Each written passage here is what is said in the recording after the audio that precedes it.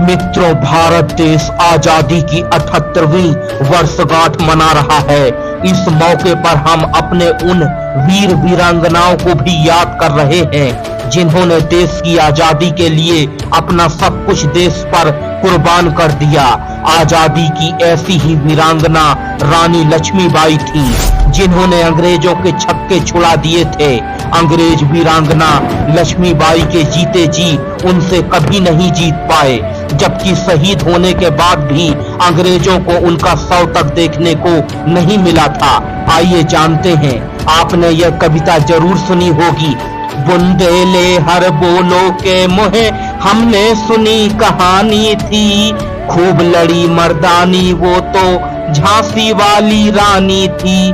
कावित्री सुभद्रा कुमारी चौहान की कविता की ये लाइनें सुनते ही देश के हर आदमी के जेहन में वीरांगना रानी लक्ष्मीबाई की यादें ताजा हो जाती हैं, क्योंकि रानी लक्ष्मीबाई के बिना आजादी का आंदोलन अधूरा ही माना जाएगा। क्योंकि देश को आजादी 1947 में मिली, लेकिन 1857 की क्रांति ने देश को अंग्रेजी शासन से मुक्त कराने का बिगुल बजा दिया था, जिसमें झांसी की रानी लक्ष्मीबाई का बहुत बड़ा योगदान था, जो देश के लिए अंग्रेजों से लड़ते लड़ते वीरगति को प्राप्त हो गई थी, जिनके शौर्य की गाथाएं आज पूरा देश गा रहा है। आज हम आपको वीरांगना रानी लक्ष्मीबाई के बारे में बताने जा रहे हैं। वीडियो में आप खो जाएं, इसके पहले चैनल को सब्सक्राइब अवश्य कर देना।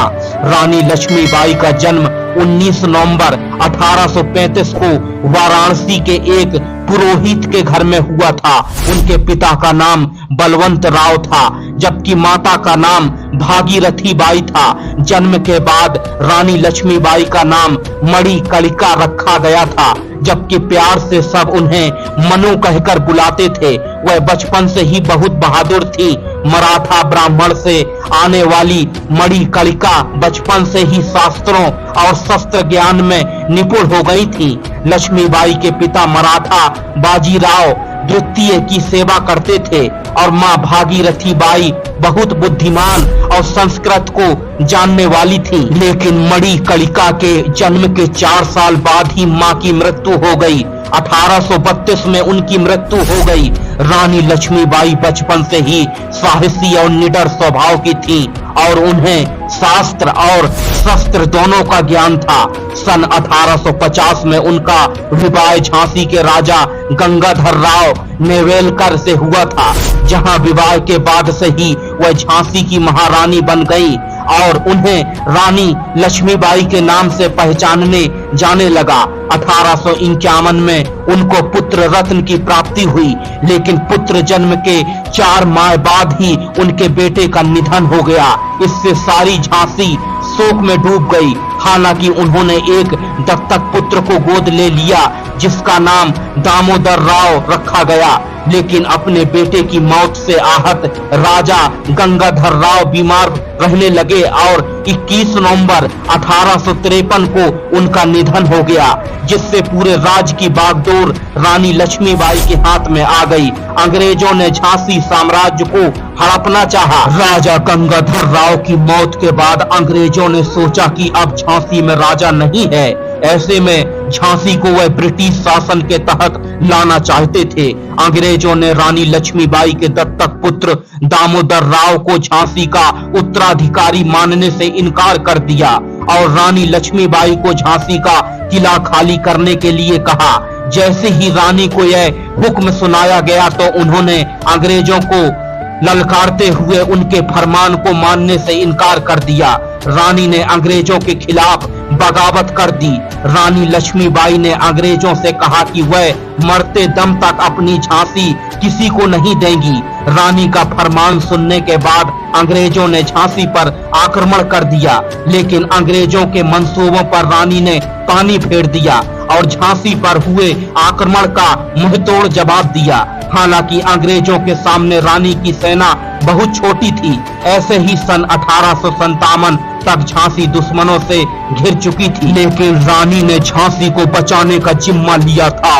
उन्होंने अपनी महिला सेना तैयार की और इसका नाम दिया दुर्गा दल। इस दुर्गा दल का प्रमुख उन्होंने अपनी हमशक्ल झलकारी बाई को बनाया।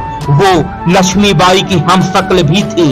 इस कारण शत्रु को धोखा देने के लिए वह रानी के वेश में युद्ध करती थी। रानी ने कई बार अंग्रेजों को परास्त किया। 1858 में युद्ध के दौरान अंग्रेजी सेना ने पूरी झांसी को घेर लिया और पूरे राज्य पर कब्जा जमा लिया, लेकिन रानी लक्ष्मीबाई भागने में सफल रही और वहां से निकलकर वह तात्या टोपे से मिली, जहां रानी लक्ष्मीबाई ने तात्या टोपे के साथ मिलकर ग्वालियर के एक किले पर कब्जा कर लिया। 18 जून 1858 को जब झांसी की रानी दतिया और ग्वालियर फतह करते करते सिंधिया किले पर मदद के लिए पहुंची तो उन्हें वहां कोई मदद नहीं मिली और वह वहां से खाली हाथ लौटने लगी। तभी अंग्रेजों ने उन्हें घेर लिया और अपनी तलवार से गोरों की गर्दन कलम करते हुए उन्होंने घोड़े को किले से नीचे उतार दिया।